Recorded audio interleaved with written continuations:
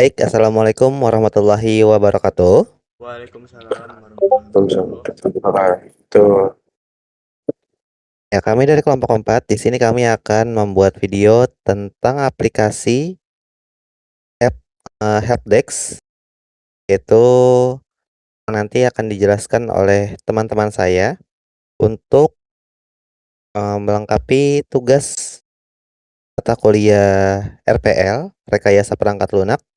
Sebelumnya perkenalkan, di sini saya Edo Aditya Saputra dan rekan-rekan saya. saya Fikri Almansyah Juwana. Saya Kelvin Satria. Saya Muhammad Ridho Irfani.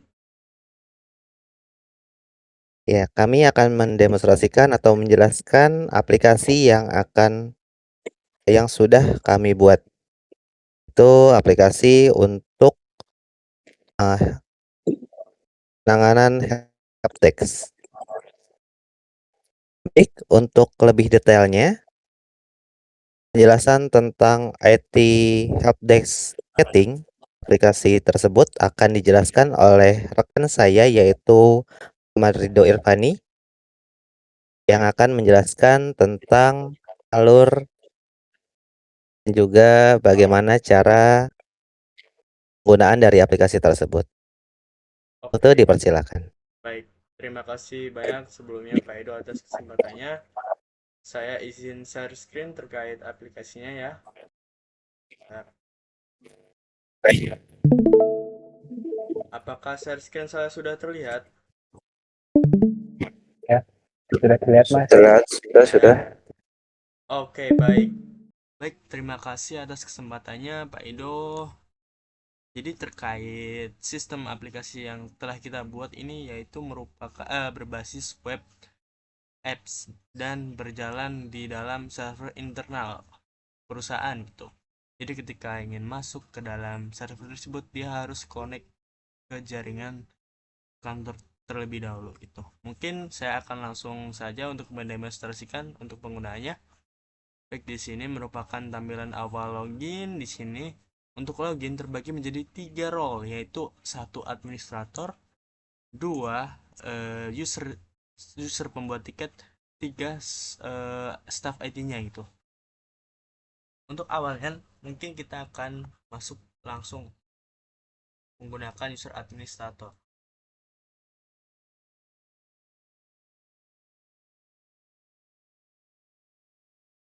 Oke. Nah, di sini sudah masuk. Terlihat ya di sini dashboardnya itu merupakan tampilan dari keseluruhan tiket pelapor gitu ya. Misalnya ada terlihat ini user video, usernya nih. Jadi semua user itu terlihat di dalam sini untuk laporan tiketnya. Tuh, di sini juga bisa di apa? Ada filter, menu filter juga. Aduh, ngelag ya. Langsung saja kita masuk ke dalam, dan di dalam administrator ini dia ada dua fitur penting yaitu departemen dan user management. Tuh. Untuk user administrator sendiri itu bisa melihat seluruh fitur yang ada di dalam dashboard di dalam web, maaf di dalam web ya. Ini bisa lihat. Lalu ini untuk fitur utamanya yaitu pada menu departemen. Nah, di sini administrator wajib untuk menambahkan departemen terlebih dahulu gitu.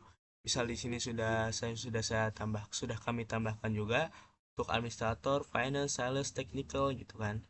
Nah, untuk menambahnya bisa langsung diklik saja, lalu dimasukkan untuk departemennya, nama departemennya gitu kan. Lalu disimpan.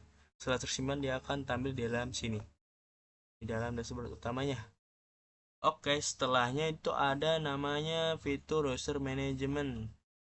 Di sini merupakan kelola username dan password di awal untuk semua role, baik role IT dan role user sendiri, user itu sendiri. Jadi semuanya dibuat terlebih dahulu di dalam sini menggunakan password default yang diberikan oleh administrator. Mungkin untuk penggunaannya yaitu bisa di-add langsung, mungkin langsung dimasukkan namanya. Nah, di sini ada departemennya, misal Pak siapa, Pak Rido, dia departemen apa, misal teknikal, pilih aja teknikal lah. Teknikal ini tugasnya apa? staff ya. Staff bisa pilih staff langsung, lalu di sini kita bisa create password defaultnya 123 gitu misalnya. Nah, setelah dia masuk simpen, dia akan tampil ke dalam sini gitu. Jadi kan ada keterangannya nih, misal ada defaultnya belum diganti, ini ada keterangan status password wajib diganti gitu. Jadi ketika nanti misal user Amin ini login menggunakan password default, dia wajib menggantinya. Jadi setelahnya itu untuk login logout hanya user itu sendiri yang tahu gitu. Dan di sini juga ada tombol reset password. Jadi ketika ada user atau ya staff-staff lainnya yang lupa, itu bisa di reset melalui role administrator ini gitu.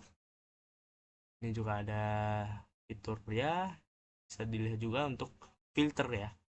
Sini juga ada tampilan ya sederhana seperti ini, lalu ada menu profile sederhana juga. Oke. Setelah user administrator, mungkin saya akan coba login menggunakan user pembuat tiket ya, ini video.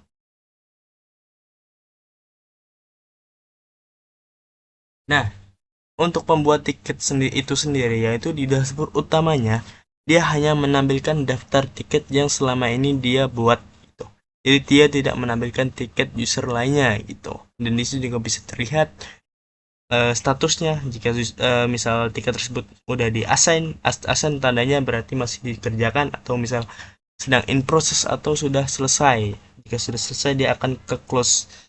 Dan ketika dilihat detailnya, itu juga udah ada, misal ada keterangan untuk penyelesaiannya gitu, lampirannya gitu, udah. Lalu di sini ada menu fitur tiket. Di sini merupakan menu utama pelapor masalah. Itu ada, misal ada di sini bisa aja kita misal dicontohkan saja untuk pembuatan tiket error VPN gitu kan. Nah, pilih nih si video usernya apa, finance ternyata, berarti kita pilih finance.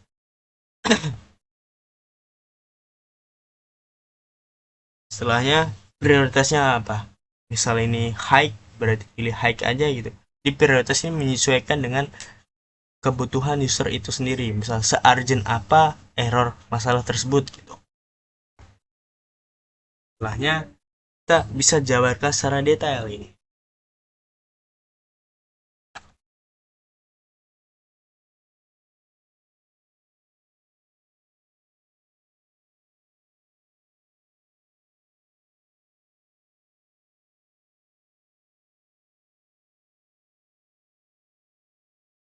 Nah, gitu. Kemudian di bagian bawah ini merupakan menu lampiran dan sifatnya itu opsional ya.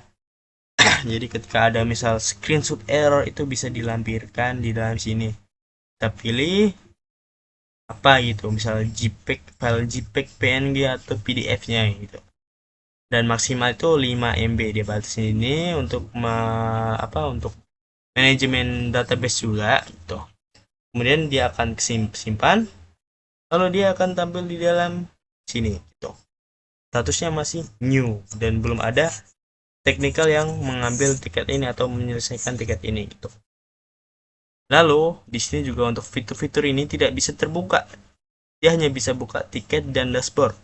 Karena work order ini untuk staff IT dan departemen sama user management ini untuk administrator. Jika dibuka, dia akan tampil seperti ini. Dia ada permintaan ditolak kayak gini. Begitu juga misal di sini tuh, atau di work order. Nah, sama aja. Oke, baik, setelahnya mungkin saya akan coba login menggunakan role IT. Misal ini.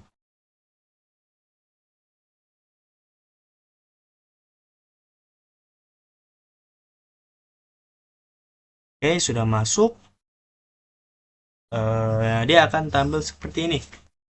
Dia akan otomatis terlihat di tampilan task all. Dia akan kebuka seluruh tiket yang masih berjalan, yang sedang dia kerjakan dan belum selesai gitu. Lalu untuk menu IT, yaitu menu utamanya di work order ya. Untuk tiket departemen user management, dia akan ditolak seperti yang tadi ya contohnya. Nah, di work order, nah si tim IT ini dia wajib mengassign terlebih dahulu Kayak tadi kita contohkan untuk video ngebuat tiket baru, nah ini harus diambil terlebih dahulu tiketnya sebelum dikerjakan. Nah ini kita bisa pilih lebih dari satu engineer menyesuaikan dengan masalah tersebut segede apa, sesusah apa gitu. Misal bisa di backup sendiri, ya udah pilih satu aja, Ridho, konfirmasi, dia akan pop up sukses gitu. Dan kemudian jika kita cek di dalam dashboard, dia akan tampil ini, seperti ini ketika kita, nah ini bisa kita lihat detail. Nah, detailnya apa gitu. Biasanya kalau ada lampiran, biasanya dia akan terlihat juga di dalam sini gitu. Nah, ketika kita sudah selesai mengerjakan troubleshooting lain-lain, kita bisa ubah status tersebut menjadi close, dan dengan catatan wajib ya. Misal sudah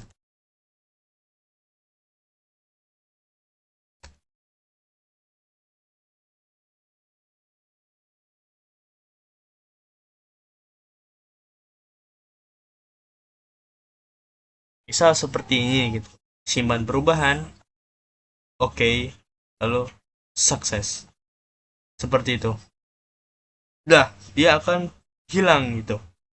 Kemana hilangnya tiket tersebut yang sudah di close? Dia akan masuk ke dalam arsip gitu.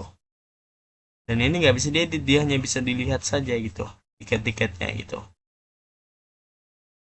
Mungkin kira-kira mungkin seperti itu untuk demonstrasi penggunaan web aplikasi ini ya. Mungkin Pak Edo bisa dibantu closing, Pak. Nah, itu tadi penjelasan tentang aplikasi helpdesk ticketing, aplikasi yang kami buat. Tadi juga sudah dijelaskan 3 role atau 3 pengguna yang dapat menggunakan aplikasi tersebut. Lalu juga sudah dijelaskan bagaimana alur flow dari penggunaan aplikasi tersebut. Mungkin sekian untuk penjelasan dari aplikasi kami. Lebihnya kami mohon maaf. Terima kasih banyak. Wassalamualaikum warahmatullahi wabarakatuh. Waalaikumsalam warahmatullahi wabarakatuh. Waalaikumsalam warahmatullahi wabarakatuh.